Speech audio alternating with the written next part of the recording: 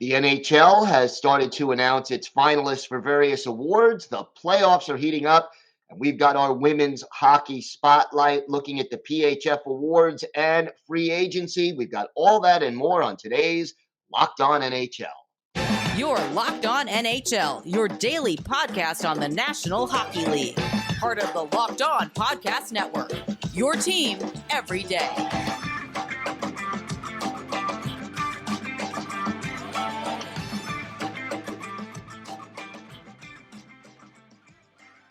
Happy Friday, everybody, and welcome to the Friday edition of the Locked On NHL podcast, part of the Locked On Podcast Network, your team every day. Want to thank everyone for making Locked On NHL your first listen every day. Don't forget to subscribe so you can get new episodes as soon as they drop on your podcatcher of choice or on YouTube.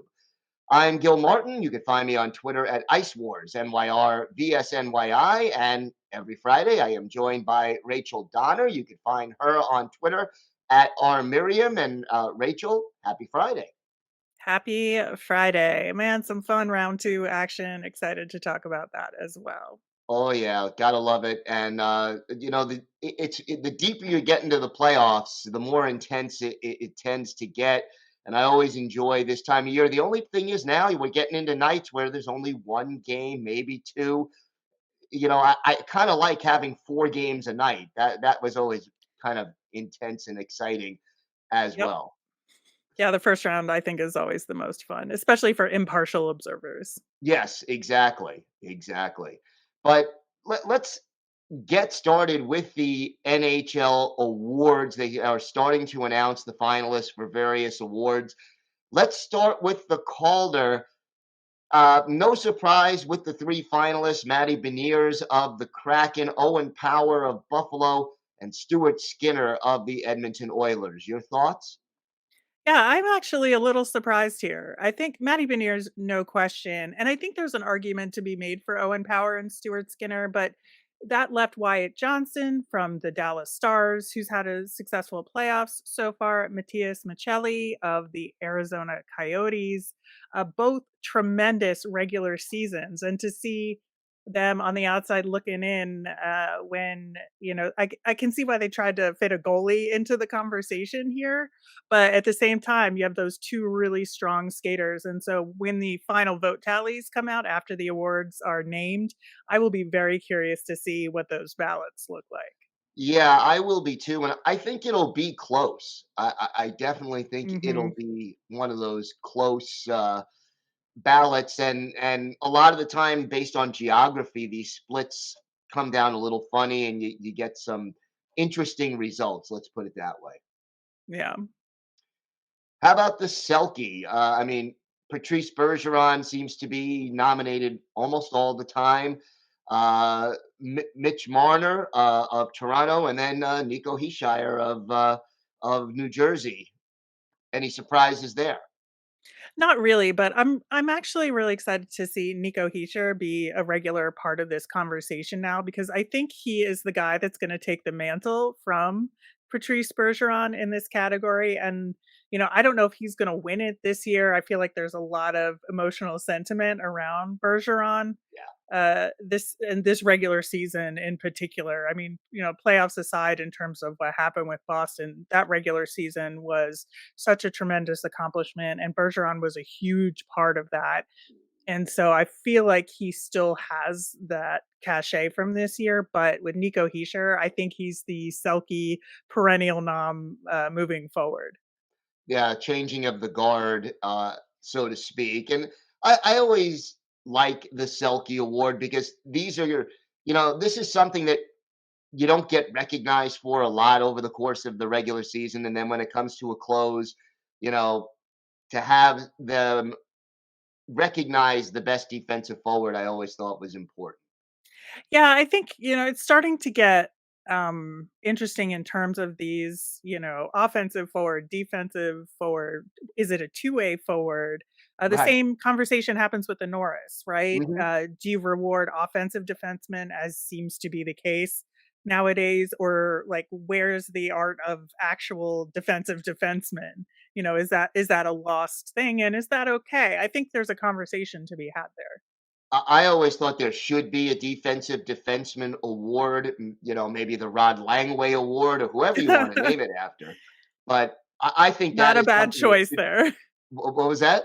Not a bad choice there Yeah, for I, naming I I that. think that skill set that is so important to teams, especially in the playoffs, should be recognized. And because the Norris always goes to an offensive minded defenseman, almost. Uh, the Lady Bing, Jack Hughes, Anze Kopitar, and Braden Point. Interesting three finalists. Your thoughts there? I think they should throw out the Lady Bing award. I think it's outlived its usefulness, and I honestly don't care who wins it. I mean, if it's just like look up who has a bunch of points and no penalty minutes, and that's your criteria, like what is the point of that award? Really? When there's other things out there that can be awarded in a fun way. And, where's the best forward line award? I think that would be fun. I would add There's that. That would be yeah, good. there's all sorts of interesting things you can do when the Lady Bing tells you nothing, really. It tells you who got very few penalty minutes, is what it tells you. Okay. I always like the Lady You Bing get a because trophy for that? I mean, you come get a on. trophy for that. But there's irony in the Lady Bing. In this Always. very physical, very tough sport, the only one of the four major North American professional sports that uh, you know, fighting is part of the game, although less a part now than it certainly was years ago. But, to have that most gentlemanly player award given, I don't know, there's a nice irony to Yeah, give it to the defenseman who hands a stick over to the goalie most often. I it. don't care. I love it. All right, the Norris Trophy, best defenseman. I think we all know who's going to win this one, but the finalists are Adam Fox, Eric Carlson, and Cale Makar. Yeah, if Eric Carlson doesn't win this, I think there's gonna be some heads turning. There's going to be an investigation, I think, if he doesn't win it. Just far and away, I think. Or, I mean, just a record-setting kind of a year. I definitely think he has to be the top consideration. Yeah, absolutely. So we have some exciting games last night, and bit of a surprise. The Florida Panthers go into Toronto, and they're up 2 games to nothing after coming away with a 3-2 win. And I can just hear all the noise in Maple Leafs Nation all the way from New York. Yeah, I think it is interesting, especially considering in Thursday night's game how strong the Leafs started out. Where, to me, for Florida and Toronto to split in Toronto actually made sense to me. The Leafs have been a little inconsistent, and while they did, you know, pull it out in that first round, I still think, there was a little bit of, an emotional high to get over and a little hangover from that series. You're like, oh, great. Now, like, we have to play round two now. So I expected, a little bit of wavering, but I felt like, at the beginning of that game last night, I thought they had it together, but the Panthers are a team that is just finding a way to win. They are. They fell behind 2-0 just 5 minutes, 10 seconds into the game, and then they just started to eat away at that lead. Took the lead late in the second period and did not relinquish it. And look, I think we have to talk a little bit about Sergei Bobrovsky because he didn't even start the playoffs as their number one goalie. That was Alex Lyon, and now 35 saves. He played a heck of a game last night. Yeah, I think so. I think he's having, a little bit of a resurgence here. And, I think Leafs fans, some of them, not all, but some are saying, well, Bobrovsky is stealing games from the Leafs. And, but you also have to score goals. I think that, a team as talented as the Toronto Maple Leafs should be able to find a way to win these games. And, I still think the Leafs are and the Panthers are gonna split when they go down to Florida. I think that's the way it'll go, and it'll go back up to Toronto for the next game. Yeah, I think that is a very real possibility. Now, the other game the Dallas Stars even their series with the Seattle Kraken, beating them 4-2. And Joe Pavelski, 5 goals already in the playoffs. Evgeny Dodonov, 4 goals. Tyler Seguin, 5 goals. This team is finding ways to put the puck in the net. Absolutely. I mean, I think both teams are, to be fair. I think we're getting some scoring from unexpected places or less expected places. I would say with some of the younger guys, the aforementioned Wyatt Johnson of the Stars and Ty Cartier of the Kraken. He scored his second NHL goal of his career last night. But I think that while the Kraken have sustained periods of really high pressure, Dallas is now kind of figuring them out a little bit. And I think especially the way the Kraken played in their first series provided a lot of opportunity for Dallas to figure out how to adjust to this team, which has so many different kinds of approaches to from their zone breakouts to how they structure themselves defensively. And I think just Dallas is a really smart team with a good mix of youth and veterans that can adjust. And they are doing just that. That I think that series is going at least 6, maybe Yeah. 7. It should be very competitive. Well, we've got a lot more to get to on today's show. Erica Ayala stops by next with our bi-weekly women's hockey segment, talking about the PHF Awards and free agency. But first, Rachel, why don't you tell us about eBay Motors? For a championship team, it's all about making sure every player is a perfect fit. It's the same when it comes to your vehicle. Every part needs to fit just right. So the next time you need parts and accessories, head to eBay Motors. With eBay Guaranteed Fit, you can be sure every part you need fits right the first time around. Just add your ride to My Garage and look for the green check to know that part will fit or your money back. Because just like in sports, confidence is the name of the game when you shop on eBay Motors. And with over 122 million parts to choose from, you'll be back in the game in no time. After all, it's easy to bring home a win when the right parts are guaranteed. Get the right parts, the right fit, and the right prices on ebaymotors.com. eBay Guaranteed Fit only available to U.S. customers. Eligible items only. Exclusions apply. All right. Well, now we go to Erica Ayala with our women's hockey spotlight. Hey, women's hockey fans. Welcome to another women's hockey spotlight on Locked On NHL. I am the host of Locked On Kraken, Erica L. Ayala. You can find Locked On Kraken anywhere you listen to Locked On NHL and on your favorite audio listening device. You can also catch us on Sirius SXM. Just search Kraken or any of your other favorite Locked On shows. Okay, we're going to get into the women's hockey spotlight. And first, I just want to remind you that the Toronto Maple Leafs advanced to the second round of the playoffs for first time in 19 years, 19 seasons.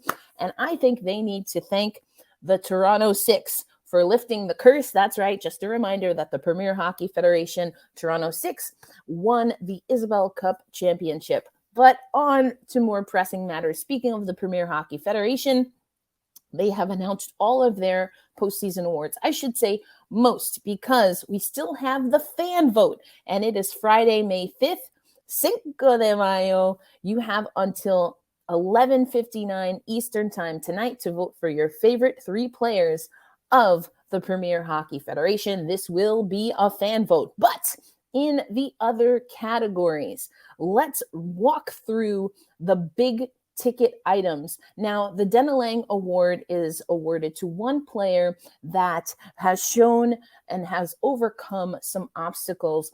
Denelang got injured in that inaugural season at the Winter Classic, actually, as Les Canadiens took on the Boston Pride. And once again, a player from the Boston Pride would win the award. Lauren Kelly wins the 2023 Denelang Award.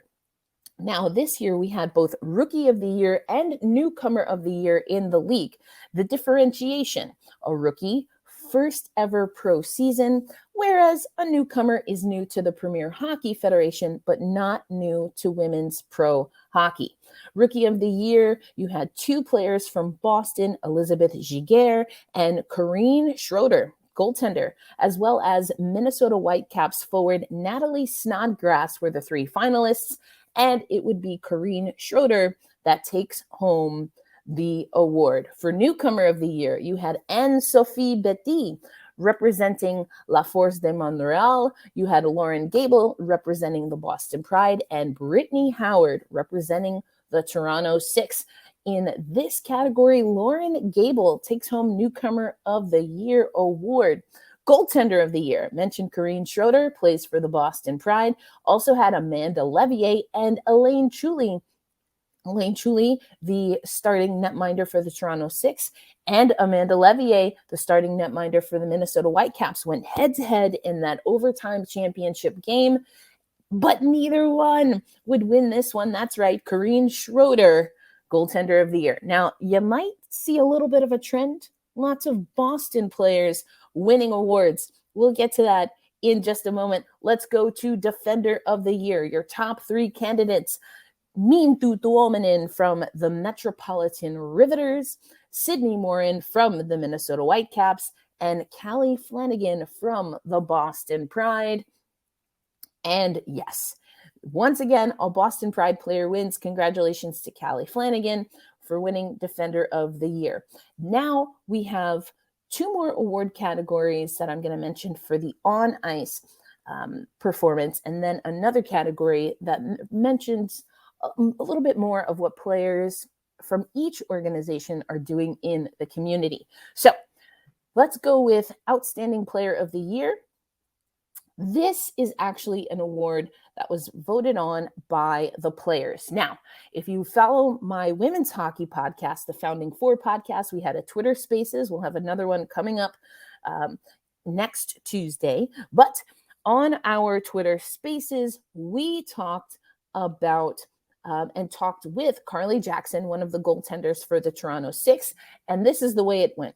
The players were asked to submit their names of who they thought the most outstanding player of the season was. And from those names, we got three finalists: Lauren Gable, Kennedy Marchment, and Corinne Schroeder. Now, the most valuable player was actually voted on by the Professional Hockey Writers Association Women's Hockey Chapter, which, if you follow the Women's Hockey Spotlight, you know that I am the new chair of this very new chapter. And it was very exciting for us to be able to vote on these awards. And we had the same three most valuable players: Lauren Gable, Kennedy Marchment, and Corinne Schroeder. And wouldn't you know, Lauren Gable not only sweeps these two awards voted on by the players and voted on by the writers, but that is a clean sweep for the Boston Pride of all awards. Now, I just told you that it was the Toronto Six and the Minnesota Whitecaps that made it to the final. But just like most awards in most leagues, this is all based on the regular season. Now, it's changed from year to year because in the past, media members, even without the Professional Hockey Writers Association, we've been able to vote on Defender of the Year, Goaltender of the Year. This was done more internally this year. We didn't really get an explanation as to why. Either way, Boston, is that a good thing that they sweep the awards? Were there some performances that didn't crack the finalists for each of the categories? And I think the answer to the latter is definitely yes. I think that we had more robust performances than were outlined here. And I'm very curious to see how now with the Professional Hockey Writers Association, we're able to vote not just on MVP, but maybe some of these other awards, but we'll have to stay tuned for that. Now, with regard to if it's a good thing that Boston won all of the awards, they were the more dominant team for most of the regular season. Now, seeing things in hindsight, of course, it being 2020, it does raise an eyebrow or two, but that just goes to show you that you can't take any days off. The Minnesota Whitecaps, and we talked about this on the Women's Hockey Spotlight, they dropped 8 consecutive games heading into the postseason. They played a good enough road record to be able to make it as one of the top 4 teams in the league out of 7 teams. That's how they got to the playoffs. And it was a rocky road heading into the playoffs. but then they draw the number 1 seed, the Boston Pride, and they sweep them. That's right, a 3-game series, and Boston gets swept. Minnesota's offense opens up. And so while it might seem odd that we have all Boston players winning awards, and yes, I do think there was some conversation to be had in some of these categories, you can't deny the dominance that they had in the regular season. But I think it's also kind of cool that it shows that you have to show up every game, especially when there's a championship on the line. And that's what Minnesota did. They shocked the PHF community. They certainly shocked the Boston Pride, but unfortunately they couldn't get past the Toronto 6, though we did get an amazing final, back and forth. Mentioned it goes into overtime. We've talked about it here on the show. And then Teresa Vanishova, one of the multiple Czech national team players, had a fantastic forecheck and is able to beat Amanda Levier to give the Toronto 6 their first ever championship. And they were the first Canadian expansion team. Montreal joined the league just this year. So it was historic, it was exciting, and it all went down in Arizona. I was there as the in-arena host. So that's what's happening. Or I should say that's what happened with awards. But what's happening now is free agency. Last time we talked a little bit about Madison Packer and her exiting her 2-year contract. And all reports are leaning towards Madison Packer returning to the Metropolitan Riveters. Now, speaking of the Minnesota Whitecaps, they did name a few players that they have signed, or I should say re-signed, including a player that I really thought should have gotten a lot more coverage, and that is Britton Fleming. Britton Fleming was an outstanding forward, and she inks a 2-year deal with the Minnesota Whitecaps. They also announced that defender Olivia Knowles has signed a 2-year deal. So we have the Whitecaps announcing some signings. But if you follow Dan Rice, who's a part of the Professional Hockey Writers Association women's chapter and writes about the New Jersey Devils, Dan Rice has also been hosting some Twitter spaces for the Ice Garden.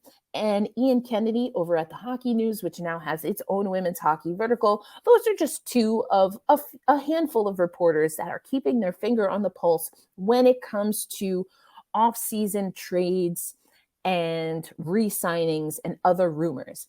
And the rumor mill is hot in the Premier Hockey Federation.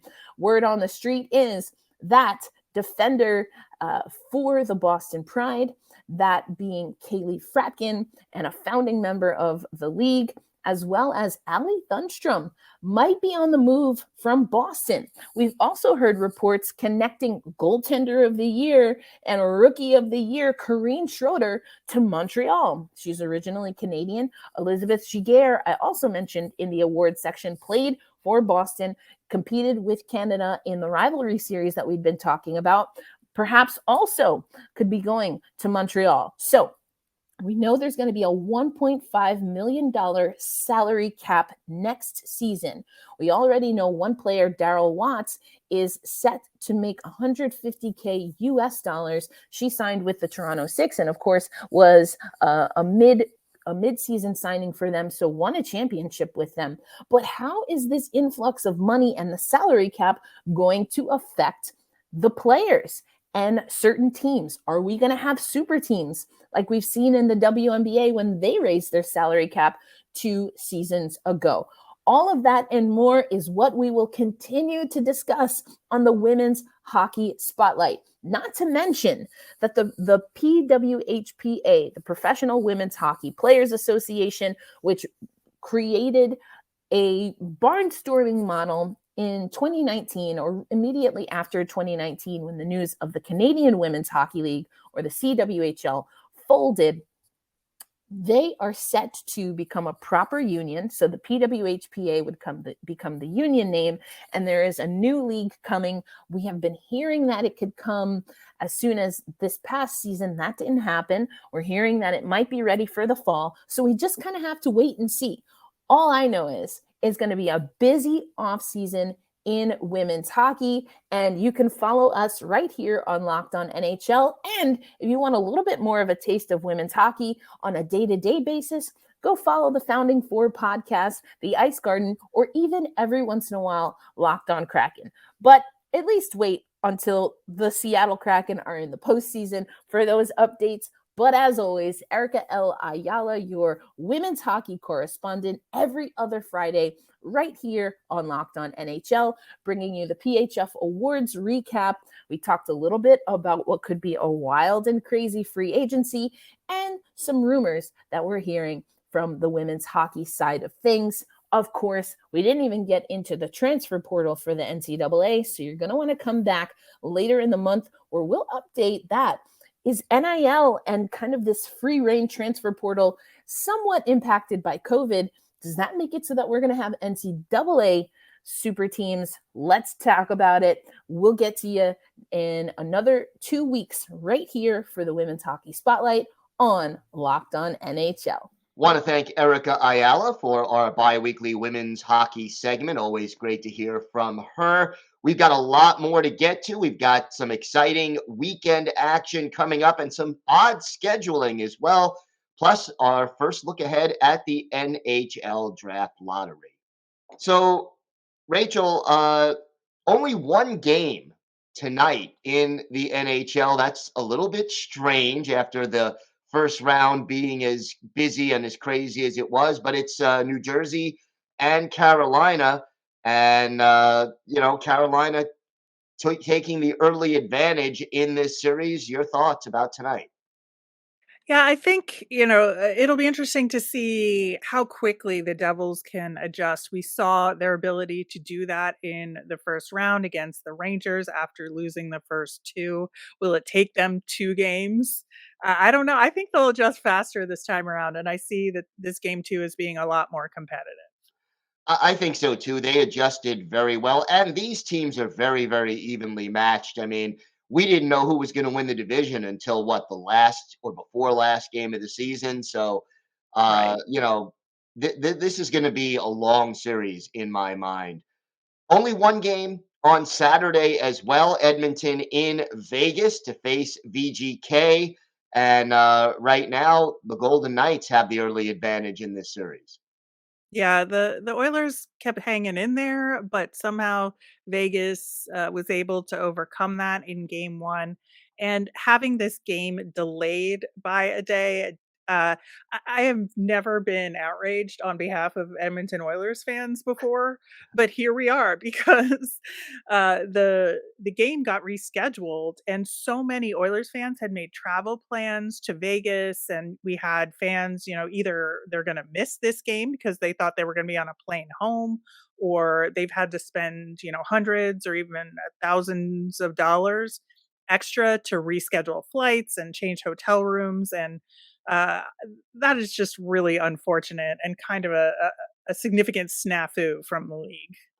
Yeah, you want to make things as convenient and as easy for fans as possible when they're forking over lots of money for tickets and making plans.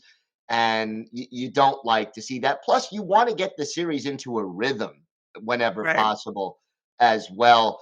Now, Sunday, 3 games on tap, and one of them, some odd scheduling in this Toronto, Florida series now as it switches to Florida.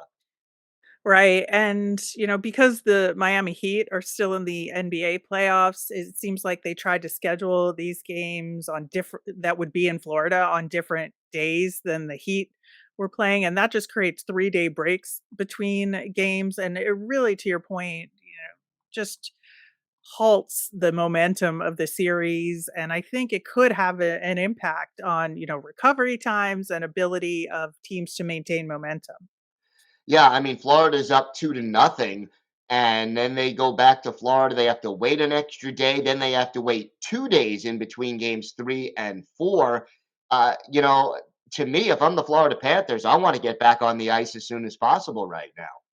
Absolutely. The other games on Sunday, Carolina in New Jersey for game 3. That's a 3:30 Eastern time start. And then Dallas and Seattle meeting again at 9:30 Eastern time. So it should be, even though there's only one game Friday and one game Saturday, Sunday very busy, and it should be a very, very entertaining weekend of hockey. Yeah, I think we'll have a big idea by Sunday, end of night, where these series could be going. Yeah, no question about that. And it's hard to believe only 8 teams left, and we're getting closer and closer to figuring out, who the two teams in the Stanley Cup final will be. And with Boston losing and there are so many teams that people thought would make long runs that are already gone. I know. I'm trying not to, overdo it with being mean about Boston, but it's very hard not to when you have grown up despising Boston teams. But man, I do feel bad for those fans because this was a magical season, right? And to just have it end abruptly like that, with so much hope and so much confidence, it's got to be rough. Yeah, it's like a slap in the face, for fans who are just expecting so much. And you talk about the record-setting season, and they were making comparisons to the 76, 77 Montreal Canadiens, and that all goes out the window when you don't win the Stanley Cup. So definitely some changes there. And draft lottery for those teams that did not make the playoffs. Uh, Coming really soon. Your thoughts as we approach the draft lottery and all these teams that have tanked for Bedard. We get to see who's going to be able to draft him.